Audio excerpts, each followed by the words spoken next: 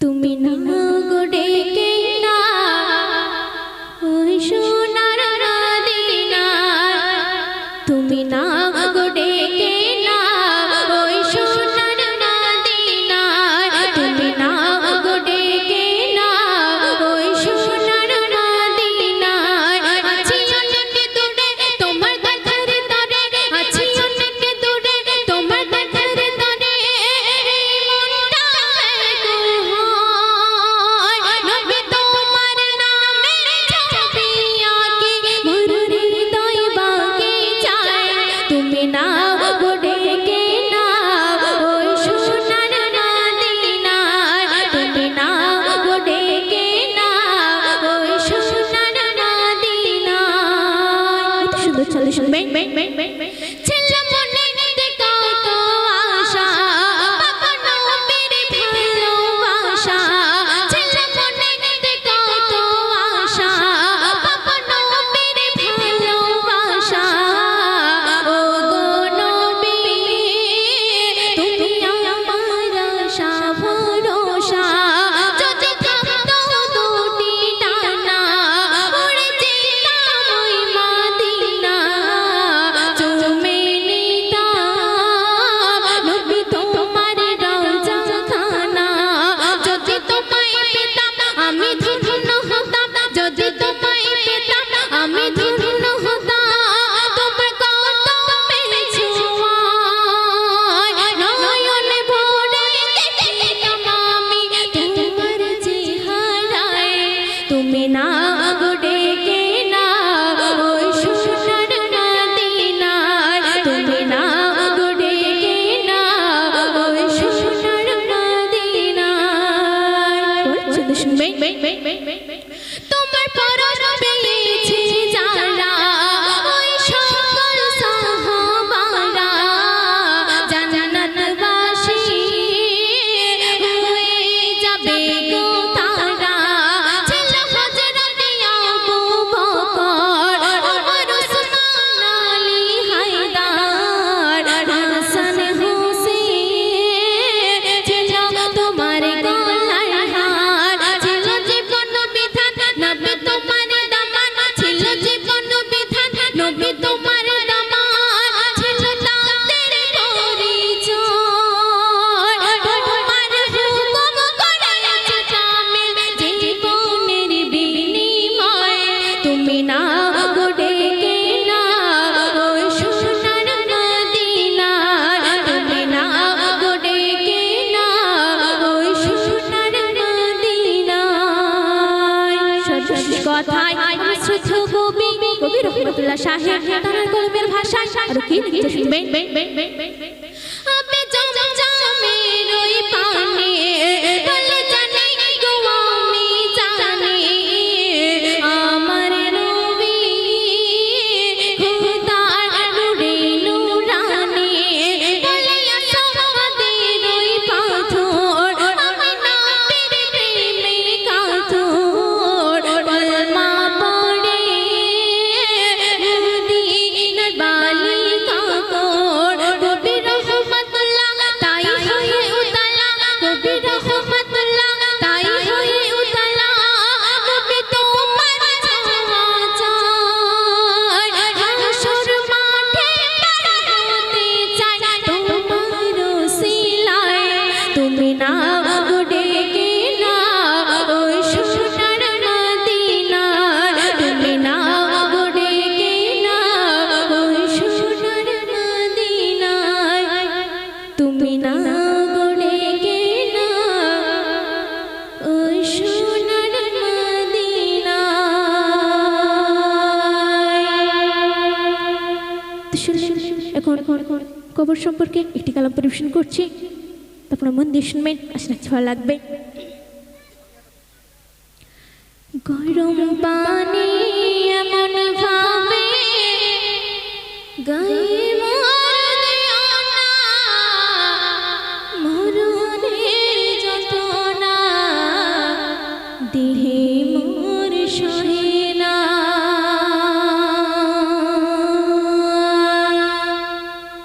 গরম পানি এমন ভাবে গায়ে মোর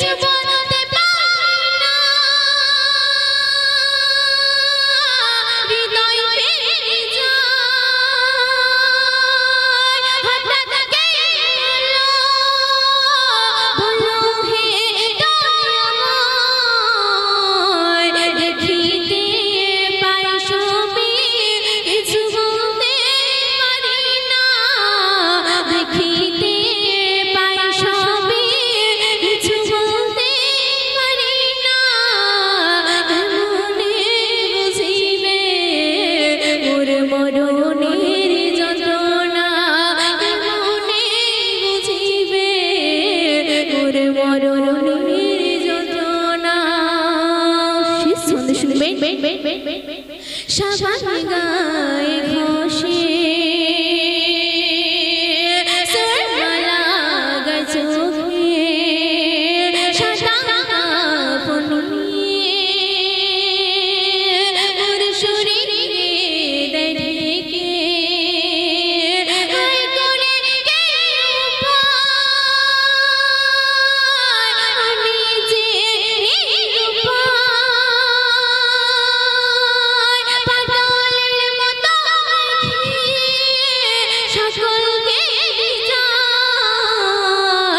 কেউ কাটে বাসর খুলে দেখো না কেউ কাটে বাসর খুলে দেখো না ওরে বাসিলা দেখার যাবে না ওরে বাসিলা দেখার যাবে না গরম পানি এমন ভাবে গায়ে মার দিও না উড়ুনির যন্ত্রণা দেহে মোর সহে না উড়ুনির যন্ত্রণা দেহে মোর সহে না। হ্যালো,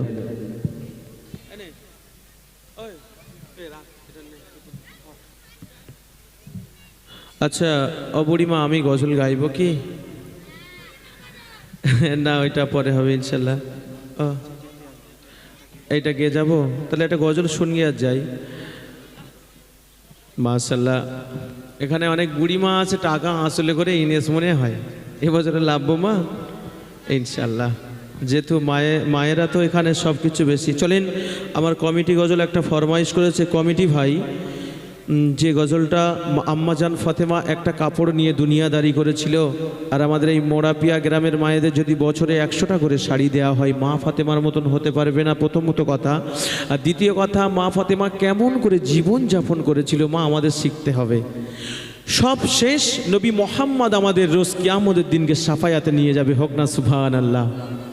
এই ঠান্ডা হাওয়া ছেড়ে যা 2 দিন ঠান্ডা নেমেছে তোমাদের অনুষ্ঠানটায়, এই কাল থেকে কি ঠান্ডা পড়ছে যেন মাশাল্লাহ। কিন্তু এই গ্রামের মায়েরা এরা যতই ঠান্ডা হোক না কেন কেউ বাড়ি যায় না, সেটা আমি ভালো রকমে জানি। আগের বছর কটা অবধি হয়েছিল মা?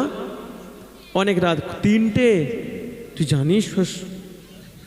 চলো এ ভাই, জান্নাতেরি রমণী আমার নবীর নন্দিনী ও মা, গজলটা শুনতে হবে গো মা। কবি লিখছে, জান্নাতেরি রমণী আমার নবীর নন্দিনী, জান্নাতেরি রমণী আমার নবীর নন্দিনী। কেমন ছিলেন তিনি, কেমন ছিলেন তিনি, শুনুন তাহার কাহিনী। জান্নাতেরি রমণী আমার নবীর নন্দিনী, দুবেলা দুমুঠো ঘরে খাবার জোটে না, দুবেলা দুমুঠো ঘরে খাবার জোটে না, তবুও মা ফাতেমা, তবুও মা ফাতেমা কেমন শোক দেখো না। জান্নাতেরি রমণী আমার নবীর নন্দিনী, জান্নাতেরি রমণী আমার নবীর নন্দিনী। ও মা, মাগো মা ফাতেমা যখন বসে আছে, স্বামীকে বলছে, ও স্বামী আমার তো খাওয়া হয় না, তুমি আজকের বাজার করে আনবে। মা ফাতেমার স্বামী কাজে চলে গেল, সন্তান নিয়ে এলো, বিকেল হয়ে গেল, স্বামী বাড়ি আসে না। আম্মা জান পেটে পাথর বেঁধে বসে আছে, কখন আমার স্বামী আসবে। সন্ধ্যার পরে গুটি গুটি পাই আসে, আর মা ফাতেমার চোখ থেকে ঝরঝর করে পানি পড়ছে। বলছে, আজও আমার খাওয়া হবে না। আর যদি মোড়াপিয়ার মায়েদের যদি এক বেলা না হয়, 2 বেলা না দেয়, আমার ভাইরা হাইব্রিড খুশি চালাবে, আর ড্যামরা ড্যামরা ফোন করবে, টুবুস করে বাপের বাড়ি ফোন করবে, মান সম্মান না যাবে আমার যুবকদের। একদম করবে না মা। আর কত কষ্ট পেয়েছি, জয়রাজির নৌকা পড় থাকতো তাহার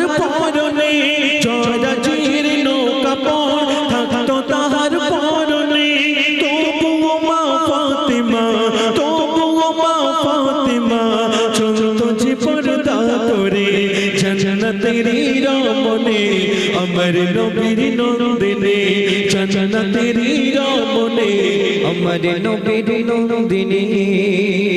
মা ও মা, একটা কথা বলি ছোট্ট করে, আপনাদের গ্রামে পাগল আছে জানো তো, পাগলি আসে বক্সা নিয়ে, দেখবে কোনো বাড়ির সন্তানরা সেই মাকে বড় কষ্ট দিয়েছে, তার জন্য মা পাগল হয়ে রাস্তায় রাস্তায় ঘোরে। যখন আসবে তোমাদের কানাকাটা শাড়িগুলো, স্টাক শাড়িগুলো তাদের দেবে যে মা তোমরা পরো। কেন বলেন তো? মা ফাতেমা একটা কাপড় নিয়ে সেলাই দে দুনিয়াদারি করে তবুও ইজ্জতটাকে ঢেকে রেখেছে মা ফাতেমা, আব্বা জানের সামনেও যায়নি। মাগো, যারা ইচ্ছাকৃতভাবে কাপড় চাপড় নষ্ট করবে তাদের জন্য রোজ কিয়ামতের দিনকে একটা হিসাব দিতে হবে, ঠিক না মা? একদম। আমার যুবকরা গজল শুনতে আর মাথা নাড়ছে, এই গ্রামের পাগল অনেক আছে এখানে, তারা গজল প্রেমিক মানুষ, গজলকে বুঝতে হবে কি বলছে। চলেন, মা ফাতেমা মরণের আগে একটা দাবি করে গিয়েছিলেন, ময়ূর এইবার টাকাটা বের কর, দিতে হবে।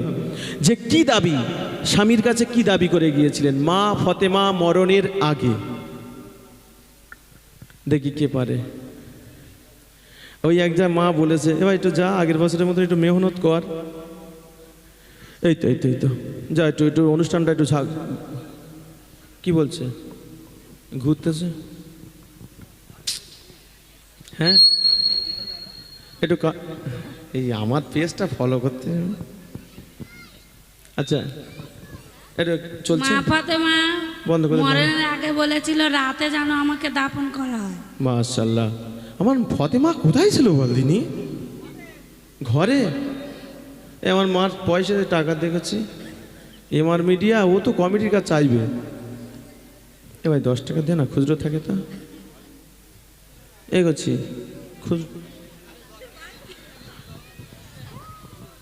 কতটা টাকা নেই ঘুরছে, মাশাআল্লাহ। আমার 10 টাকা দিদিন খুচরো থাকে তা, কার ব্যাগে রয়েছে? আমি দিচ্ছি। 10 টাকা দিলে 20 টাকা দেবো, শিওর। এটা ঢুকে দে। আমা, এই 10 টাকাটা ফুচকা খাবি, স্বামীর জন্য নিয়ে যাস। বলে এই দেখো প্রাইজ জানিস তোমার জন্য, মা ফাতেমার জীবনী শুনে। মাশাআল্লাহ, তুমি দিয়েছো? আচ্ছা, তোমাকে আমি দেবো। তোমার নাম কি? আমার জিকিরে ম্যান দিয়েছে 20 টাকা। ইয়ে কোথায় মিনি ব্যাগে রেখেছি, বাজ বেরোচ্ছে।